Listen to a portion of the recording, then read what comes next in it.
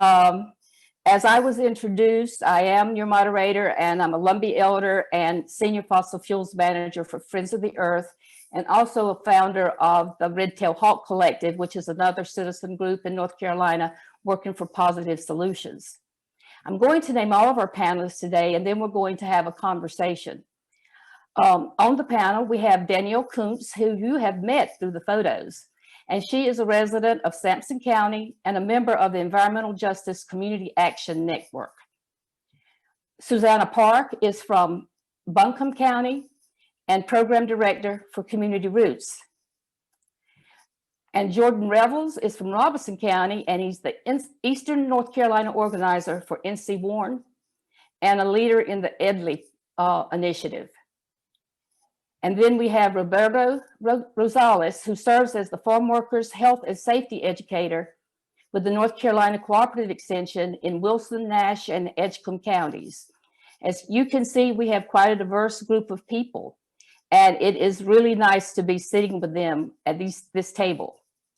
I want to give just a little bit more background about how the table has been set for us to be working on these issues, not just in the United States, but globally.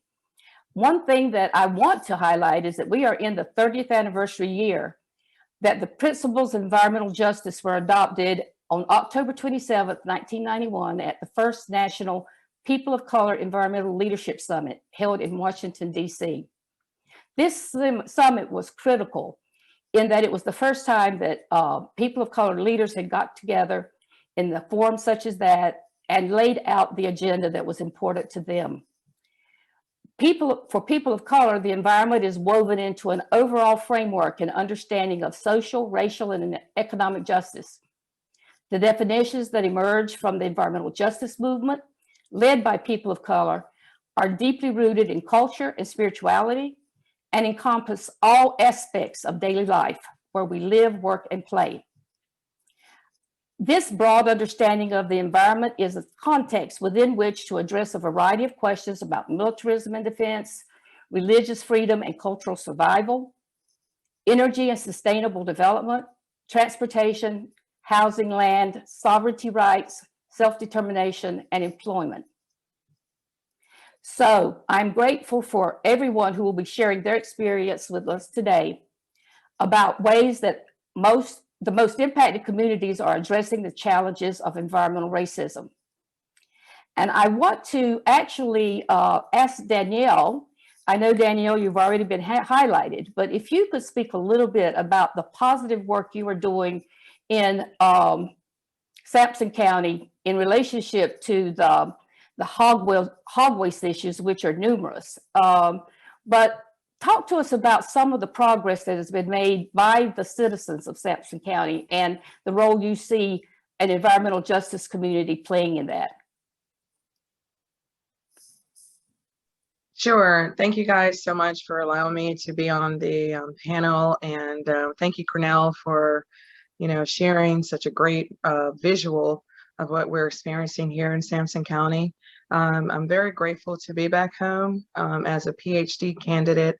I am situating my dissertation research on the environmental impacts in our community. And so for us, one thing that you guys may not know is our county has been, has had really high COVID rates. Like, we've actually been in the top in the state in terms of our COVID-19 rates. And we are starting to get them under control. But just with the pandemic and with the shutting down of churches, a lot of our community networks have been temporarily suspended and transferred to Zoom events. So one of the solutions, and it's an ongoing solution, is building community awareness and connecting our communities. So the thing about living in a rural area is we really do live in our own enclaves. And so although our county is the largest county in the state, it is a very rural county. And within that county, you have communities. And so within our enclaves, we have to kind of really network to connect each enclave to each other. And so that's one thing that we noticed when we did the water testing. We talked to residents all over the southern part of the county primarily. And they all had the same problems, but most of them were unawares of the fact that their neighbors had the same issues, the same water issues, the same concerns about CAFOs, the concerns about the landfill. And on top of our CAFO industry and the landfill, we also have to deal with natural disasters through hurricanes, so we get flooding. So the primary focus now is connecting the community. And it's been amazing to see how people who thought that they were the only ones who were complaining about water, the light bulb comes on when they realize that 5 miles down the road, individuals in that county, or excuse me, in that community, are also having the same concerns. So awareness at home, the thing about Warren County, those individuals in Warren County, the people who live there, sent their kids to the schools there, purchased their groceries from the grocery store there, those individuals rallied together to make noise and to fight against the environmental issues that they were facing. And so likewise, we're attempting to do the same thing in Sampson County. So we love having external support. I love working with Donna. I love learning from her. I love learning from everyone. At the same time, though, we know if this is going to be sustained, we have to build up the community. And so one thing that we're hitting is awareness. I was really surprised. I was born and raised in Sampson County. Then I left, and I've been in College Park, Maryland, doing my PhD. So the pandemic brought my family back here, and I was disappointed and shocked at my own ignorance about the CAFO industry. I grew up with the smell of the CAFO industry. I did not recognize the extent and what it was doing to the communities around me. And, I consider myself to be a highly educated individual. So it's not surprising that when I knocked on doors and began talking to people, very few people have a real understanding of what's happening in our county. So obviously that helps the politicians, that helps the corporations, and it keeps our communities being preyed upon, which is exactly what has happened. Our county is like all counties, we have districts, and I live in District 4. It is the most Black and brown district in our county, but it is also the home of the most CAFOs. It is also where the landfill is situated, and it is also where we have the most flooding due to our proximity to Wilmington and to the coast. So it's almost a triple evil, so to speak, in our small district within our county. So we're working really hard to connect community members. It's been slow because one thing we could always rely upon is the churches. You could go to the churches, you could visit on Sundays, go to the Bible study on Wednesdays, sign people up. Right now, everything is happening through Zoom, and I think everyone agrees with me that there's a lot of Zoom fatigue. So we're looking forward to, in the summer, getting back into the churches so we can connect people. We could not test everyone's water. We had 200 people signed up, but due to the breadth and our county is, I think, 84 miles wide. So trying to get to everyone proved difficult. So we're still doing people's water, and people are still calling, wanting their water tested. So we think the water testing, and thank God for Appalachian State and the universities that are partnering with us. But thank God, that kind of opened the door for us to connect people. So, living in College Park and living in the urban areas, it's a bit easier to connect the urban spots. But you've got to have a car, and you better have some extra gas money to get around in our county and get around. But it's happening, and we're excited about getting people engaged. And you learn a lot. You learn a lot when you start talking to your neighbors. And I think, I'll say this lastly, COVID really squeezed our ability to communicate and to be social. What we learned with the water testing is people are ready to talk. They're ready to open their doors back up. We didn't have anyone turn us away. We actually sometimes had to force ourselves to leave because people wanted to just spill their stories and share their issues. So we're building this from the ground up. And obviously when you build something from the ground up, the progress and the process may seem slow, but what we're building something that's going to last, hopefully, for generations to come. Thank you.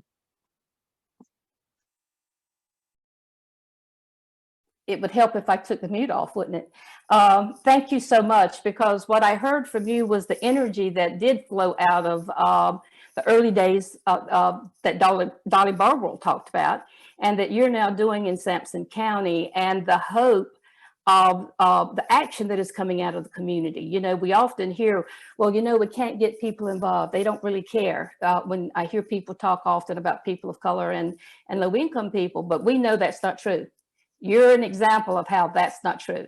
And there's many others like you there. And I think the message I heard you saying to the audience was engage.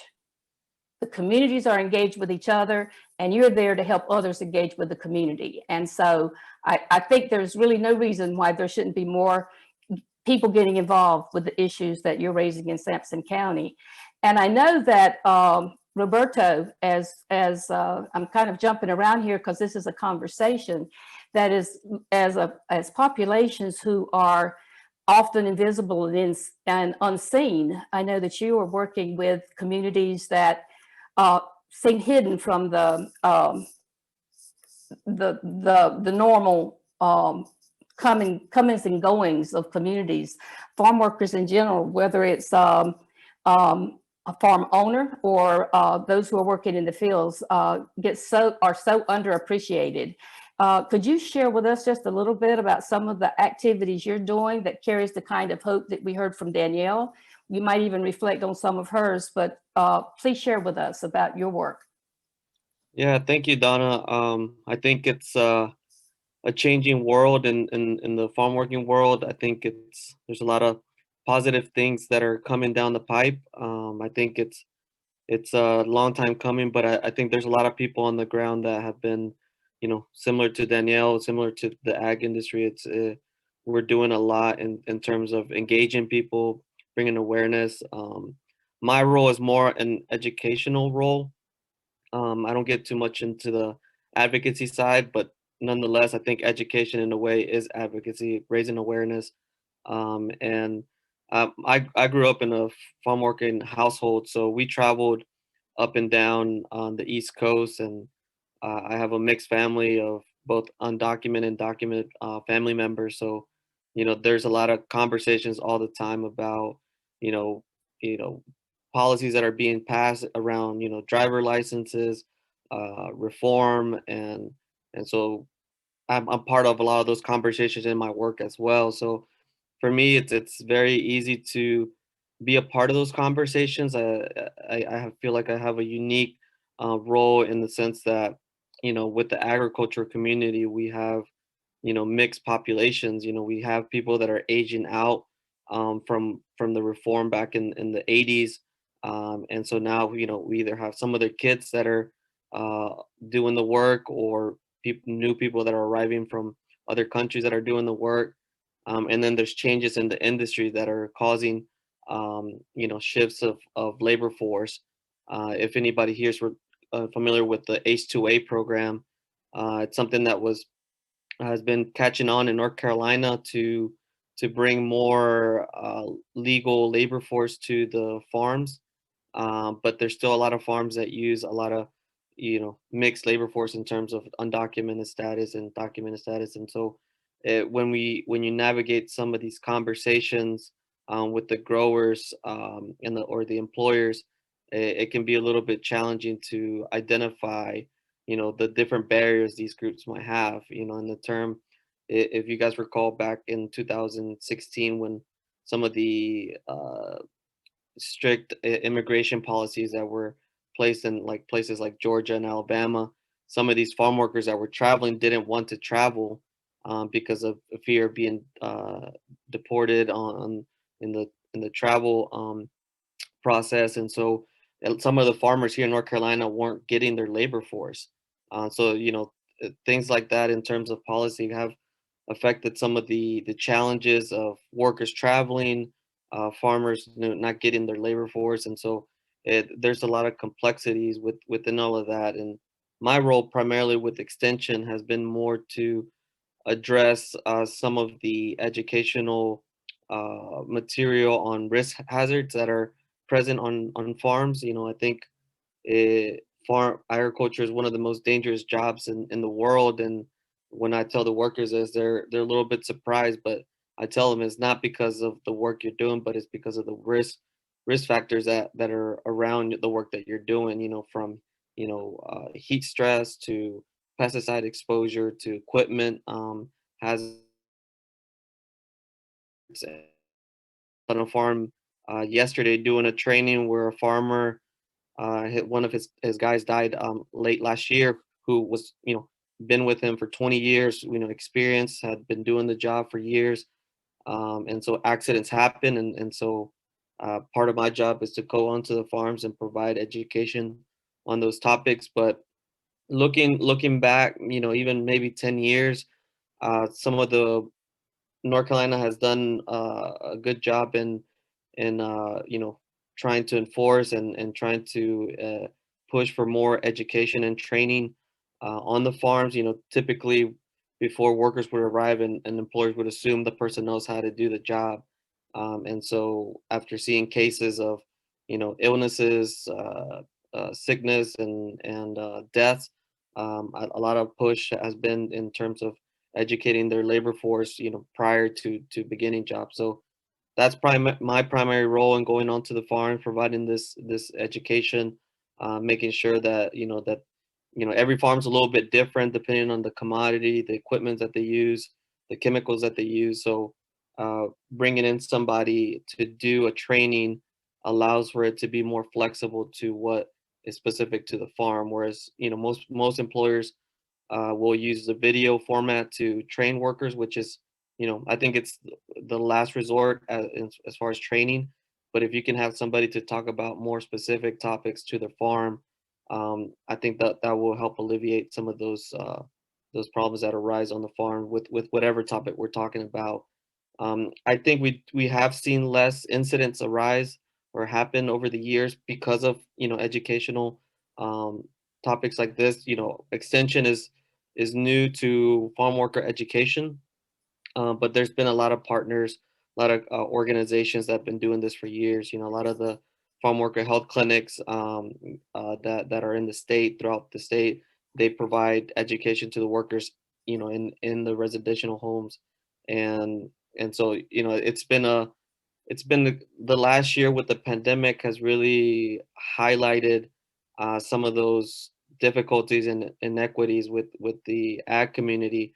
And so there's been a lot of conversation, a lot of partnerships that have been highlighted with the pandemic. And so uh, I think we're on a way to build something that's new to North Carolina, that will benefit not just the farm worker. Usually when you're working with the ag community, the conversation has always been you're either for the farm worker or either for the employer, and that's always created some tension. And so Mhm, one of mhm, my role has been more mhm, to bring some of those conversations together and mhm, create a safer environment on the farm. At the end of the day, nobody wants to go to a job that they might lose their job or their life mhm, any given day. So that's kind of where we're at, and there's a lot of good conversations happening now around bringing technology to assist some of the farms or housing units where workers live, to connect both with family at home or educational stuff or entertainment. mhm, We're talking about heat stress and how we can improve or provide resources from a state level. There's conversations about you know providing more training or educational. As agriculture becomes more specialized or mechanized, we need more specialists in agriculture to be able to do those jobs. And so there's a lot of good conversations happening. Extension is just one of the groups that's doing a lot in those and leading those conversations, but it's not a job that we can do by ourselves, right? It's really in partnership with the different disciplinaries in the area. So um, yeah, that's kind of what's going on, mhm, and we're continuing the fight here. mhm. Well, of course, we heard a lot of overlaps there. That question you raised about you're either with the farmer, farm worker, or against them. And we hear that a lot in Sampson County. You got to support your farmers. And when it's really meaning, you got to support the corporate farmers who are owned in many times and control the CAFOs. So hearing more about what real farmers are like is important, Roberto. Not that other people aren't real farmers, but in terms of the smaller farms who have so many of the issues you're talking about. But again, the thread there is awareness, internal awareness to the community, be it the farm worker community or the local community, and getting that information out to a larger group that can be a support system. I think that is a continuing thread that I hear.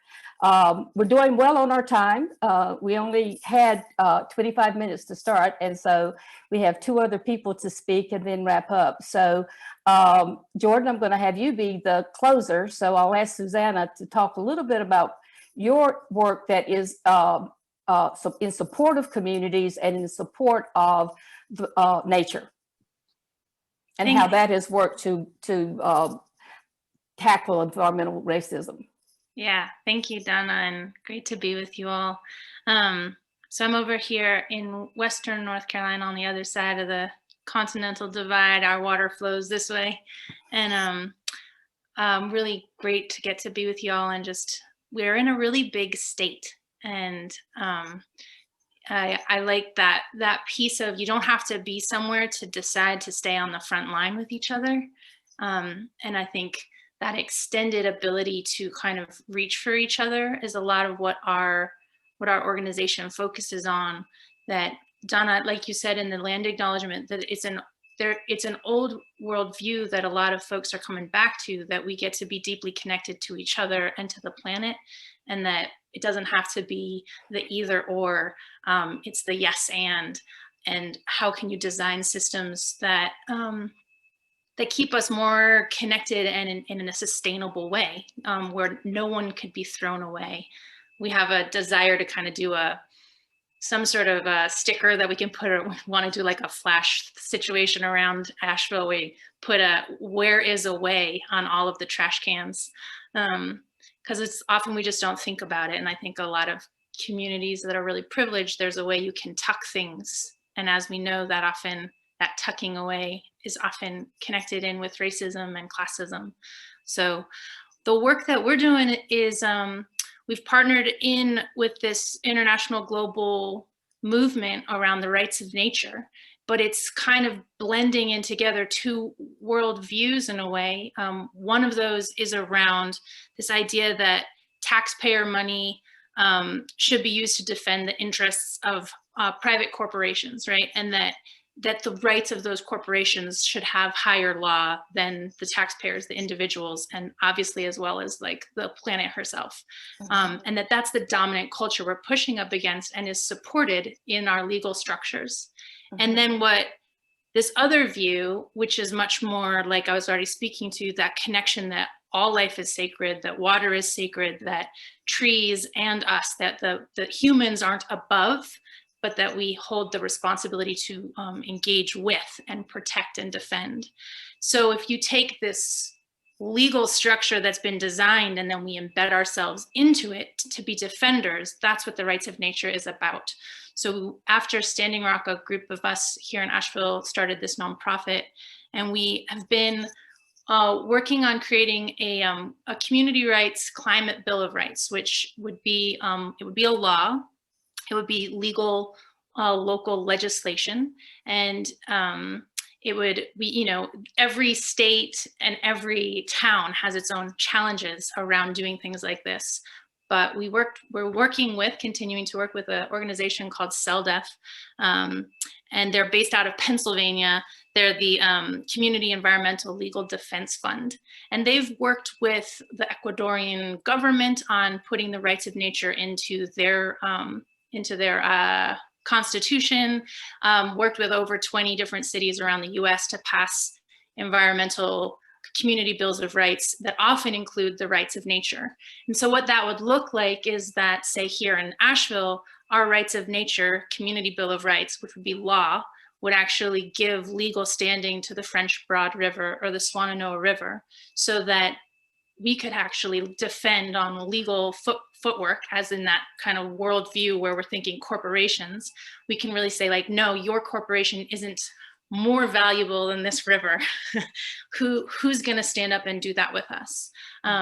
So it's taking it the same way our civil rights movement or women's suffrage. It's like people will say, well, this is illegal. It's not, you can't do this in the state of North Carolina. And I said, great, North Carolina leads the way on a lot of things. When it's not right, we get involved, and it's not easy, but it's a really fun place to engage with our minds on trying for a new system that is actually an old system, but it's putting it, it's embedding it into our current structure. So I've shared some of the links for CELDEF and for our organization. We'll do another training soon about the rights of nature and how, like, what's the legal setting. But it's like everyone else is saying, it's about building these pods of folks that are willing to think and strive and try stuff. And then acknowledge that it can be kind of discouraging, and that the system is designed to the system is designed to kind of keep us bumping up against it. And so recognizing that there's like a worldwide movement to protect and defend, and that, you know, wherever you live, you get to be one part of that. There's so many more of us than there are corporations, but they kind of have taken this power stance.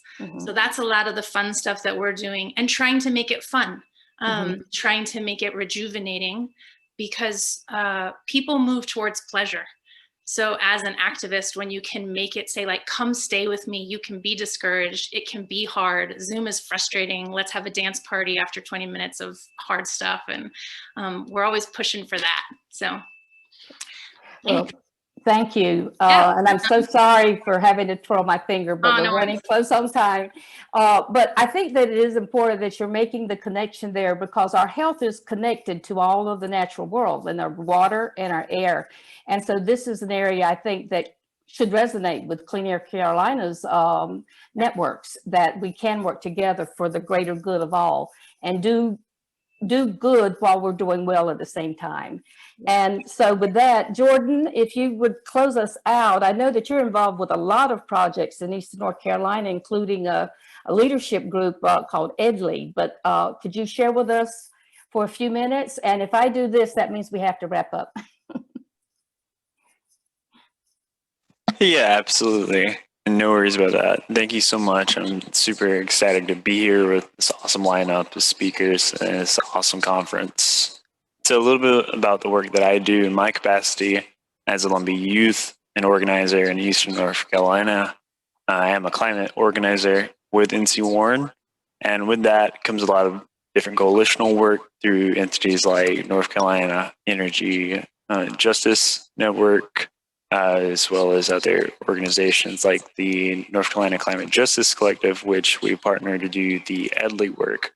EDLI stands for Energy Democracy Leadership Institute. And we actually just wrapped up on a cohort of about 16 BIPOC folks, as Black, Indigenous folks who are coming from impacted communities of environmental injustices, such as coal ash issues, fossil fuel infrastructure projects, biogas, biofuel projects, all these different forms of environmental injustice that are going on in North Carolina, most particularly in the northeastern as well as the southeastern portions of North Carolina.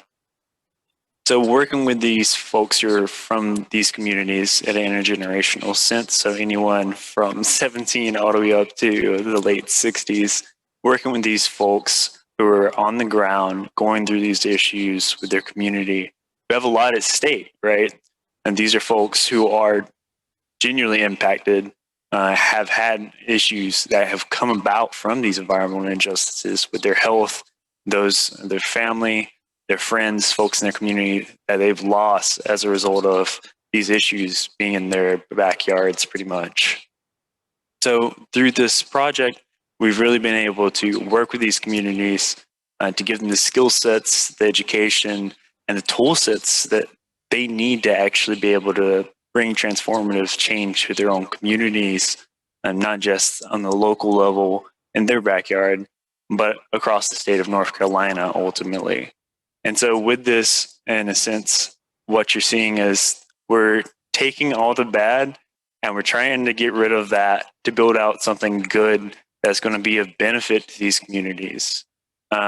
So stopping the bad, building the good, and in a sense, being able to help these communities, these folks, redefine their own agency with these issues, whether it be the environmental and racial issues that go on in their communities or energy issues that we're facing as a result of the Duke monopoly, which ultimately a lot of these issues do stem from, is Duke is the biggest polluter, not just in North Carolina, but globally, right? So how do we give folks these tool sets to engage with other folks in their community and understand the difficulties that come with that, just reaching out to folks about signing on for an action, for taking in a call to the governor, or being able to actually mobilize other people in their community to get their elected officials to actually take stances and take action on the problems that are going on.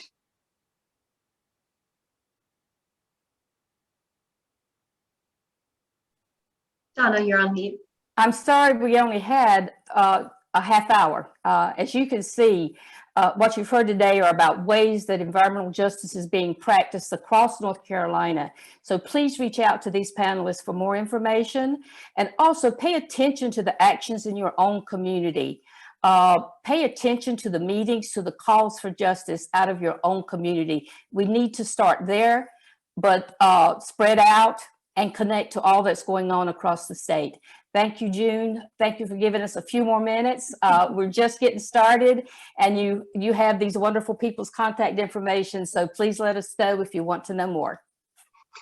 Thanks so much, Donna, and all the panelists for the hard work you're doing on the front line. We really appreciate your leadership, and we just heard a little bit of your story, but hopefully folks will get in touch with you through the Hoover app and continue the dialogue. As this session ends, we ask now that you go back into the agenda to access the next session, which is our keynote presentation by Will Barber. So please go back into the agenda and go to the next session, and we'll hear from Sherry White Williamson, who will introduce Will to all of us. Thank you.